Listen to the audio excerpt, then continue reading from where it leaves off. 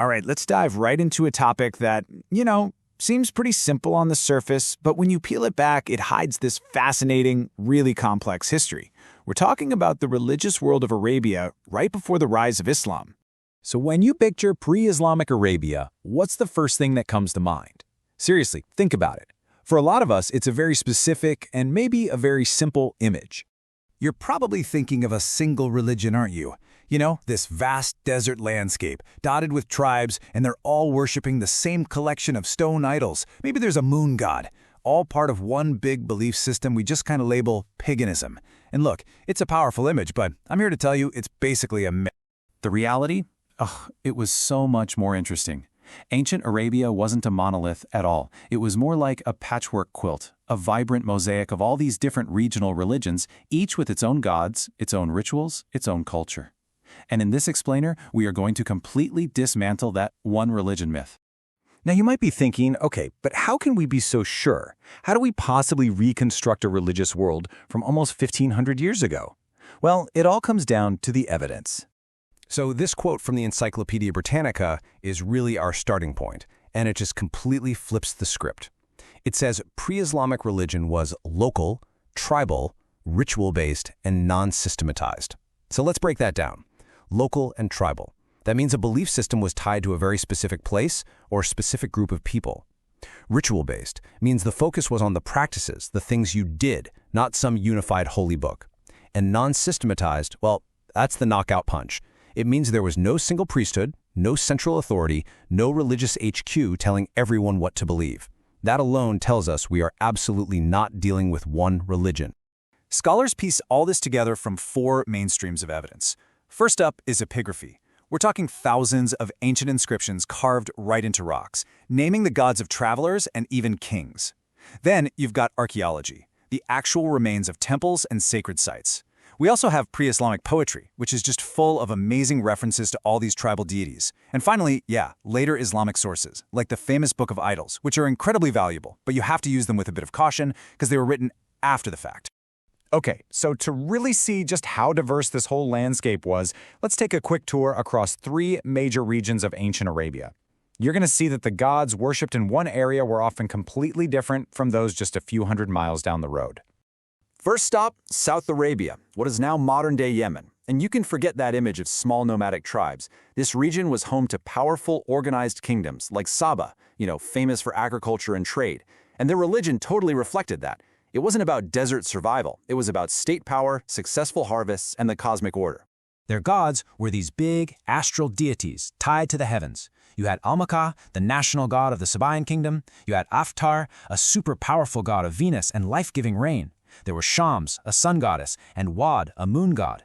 These were state-level cults, way more similar to the great civilizations of Mesopotamia than to whatever was happening in Mecca. All right, now let's zip all the way north to the land of the Nabateans and their absolutely incredible rock-carved capital of Petra. This place was a major crossroads of the ancient world, connecting Arabia to the Roman and Greek empires. And the religion? It absolutely shows it. This is a perfect example of something called syncretism, which is basically just a fancy word for the blending of different religious traditions. So the chief Nabatean god was this guy Dushara, the lord of the mountain.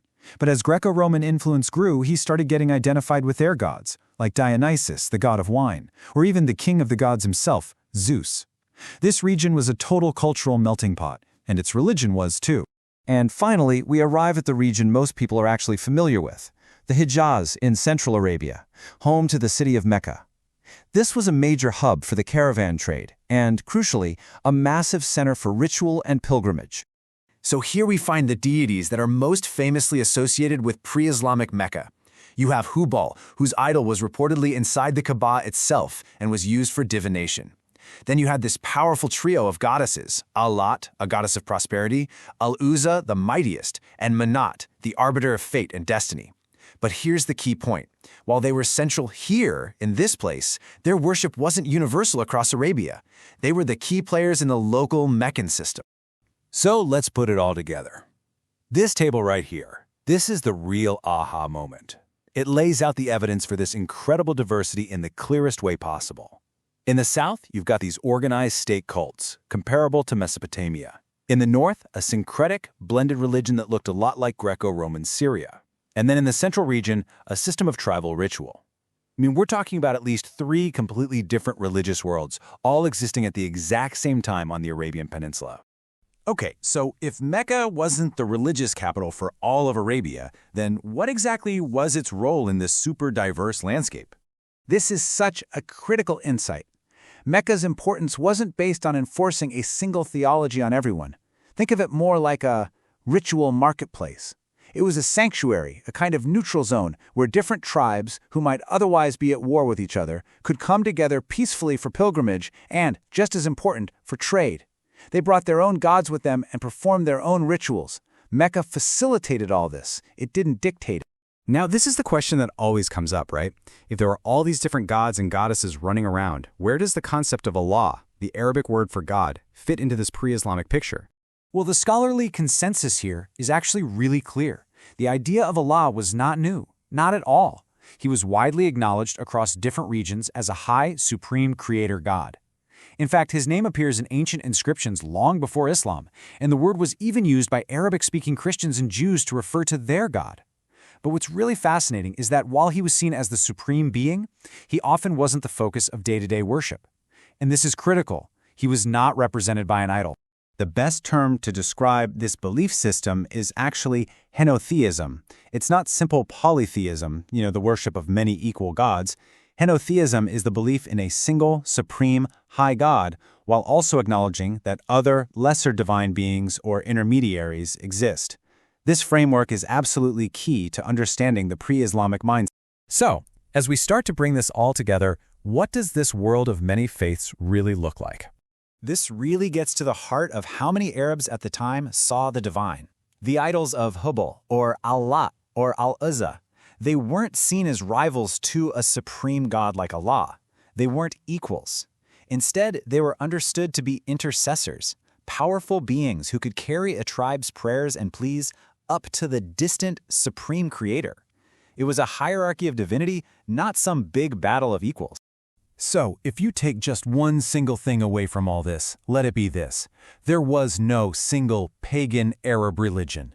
That popular image of a monolithic, idol-worshipping culture is a huge simplification that just misses the rich, complex reality. Islam didn't enter a religious vacuum. It emerged in a dynamic, fragmented, and incredibly diverse religious world. And that leaves us with a final thought to chew on. Knowing that Arabia was this mosaic of beliefs, from the state cults of Yemen to the syncretic gods of Petra and the tribal rituals of Mecca, how does that change the way we understand what came next? How does this complex past reshape our view of the rise of Islam and the profound transformation of the entire region? That is something to think about.